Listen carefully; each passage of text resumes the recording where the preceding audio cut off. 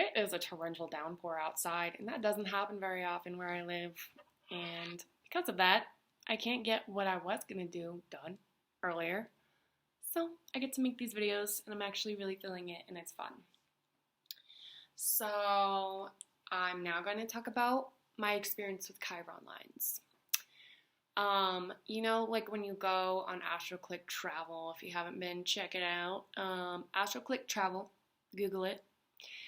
You put in your birth chart information, you see where you have different lines running through different places, and there's you can have the direct line, but you can also have like an aspect of the line.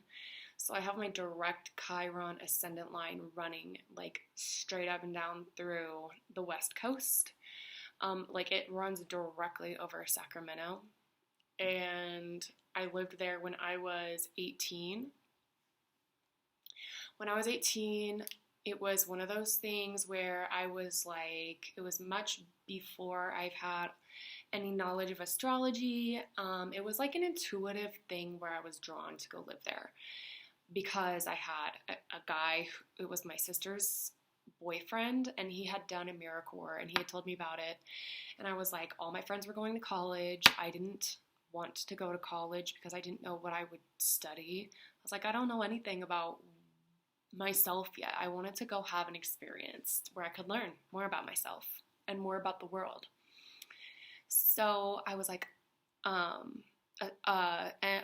and CCC sounded so perfect because it was like, A, I'll live with a team that is from all different parts of the country, and B, we'll travel around and go to different places in the country and do service work. I was just about it. But our base camp was in Sacramento, and so the universe, in its way, took me to Sacramento. I have Chiron on my sun. It's a stellium, so Chiron touches my sun, Mercury, and my ascendant. So I am very Chiron. And so, if you know anything about Chiron, it's like, it's a key. So before the key is turned, it's kind of like very much unconscious. And then when the key is turned, the wound is inflicted. And then forevermore, you know about Chiron deeply, especially if you have it prominently placed in your birth chart. And I think that for whatever reason, it was like the universe was ready to go turn that key, and they took me over to Sacramento. And when I was living there, I was a Christian, but I asked so many questions always that I was like, some things about this are not lining up. I was very, very sheltered, very sheltered. And so I just wanted to make sense of all these things that I couldn't make sense from my limited experiences. So when I was out there, certain things that caused me to wake up to my Chiron happened. Like, I had like a really bad eating disorder. Like when I was in, high school, I was kind of like playing around with having an eating disorder. It was literally like me and one of my friends, like it was like what our relationship was about. We were like, let's not eat anything and like tell each other like how few calories that we had eaten in that day. And then we'd go like sleep at each other's houses, and like this was my best friend. We had a lot of fun together too. Don't get me wrong, but we like really fed each other's eating disorders, because then we'd go like binge together and be like, we're so hungry. And then we'd eat like whole pizzas and like make a batch of cookie dough and like eat the whole thing, and then we would just feel like terrible about ourselves and like just shame our bodies and like, but when I moved out there to the West Coast, it just became like the only focus of my life, unfortunately. So I, in high school, weighed like 180, and like I wish to God I could go back to that body now that I have a healthy sense of self, like, because I was thick in all the right places, and I literally starved myself and ran like 8 or 9 miles a day. And then one of the projects I had was in LA, and we were volunteering in the schools, and all my freaking team was like working with cute little middle school kids, and I was working with high school students because no one else would do it. So they're like, Meredith, you have to go teach this English class. I was 18. The kids in the class were 17 and 18. I just told them that I was like 24 so that I could maintain some sense of authority. But I literally passed out in class like multiple times because I was supposed to be teaching them. Like the teacher never came to class, this is like an unnecessary part of the story, but like I was just ironically in charge of this classroom. It made no sense. It's an underfunded part of LA, so they had a freaking AmeriCorps kid teaching high school English, and I was just very ill-equipped to be doing it. I think there's traces of patriarchy that run really thick in Christianity. If this triggers people, I'm sorry, but like, it's just true. I had really internalized so much of like what a woman was supposed to be, and like not taking up space and like being small. I like was obsessed with having a thigh gap. And I also don't mean to trigger people who also have had eating disorders. Like, it's a real thing. But yeah, just becoming embodied and like loving yourself and recognizing that like I don't know, every body type is beautiful and natural. But yeah, so my Chiron line on the West Coast I experienced when I was very young, and it's on my ascendant out there, which is the physical body. And I just had this big hatred and attack of my body, which lasted years. And then I eventually got over it, and I am entirely over it now. I'm a big food lover. And I also have Chiron in a trine aspect to my midheaven running directly through Atlanta. And I lived down in Atlanta when I was 23.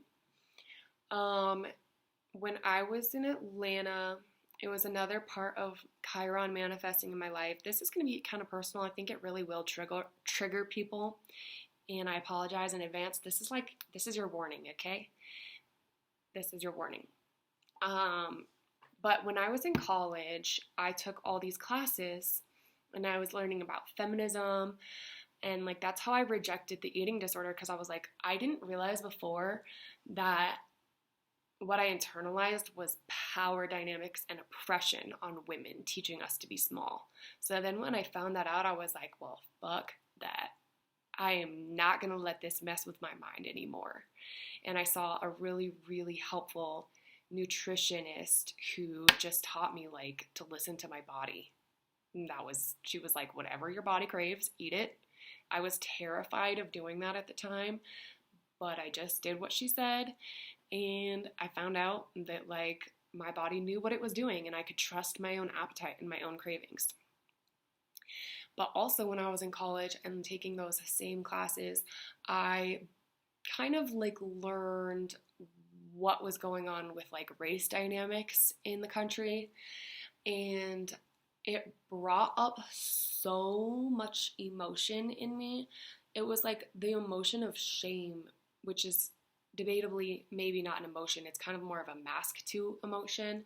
But I felt very, very ashamed of myself, recognizing that I carried an identity of privilege that benefited off of other people's backs, like off of their oppression and their suffering and their labor, being why I was propped up and in a neighborhood that everyone's called safe. And like even just the fact that people assumed that I would be an innocent person, and like then the assumptions that we make about people of color kind of thing, you know, like it's a dynamic that interplays against each other. The reason why some people are painted in a good light is because other people are painted in a bad light.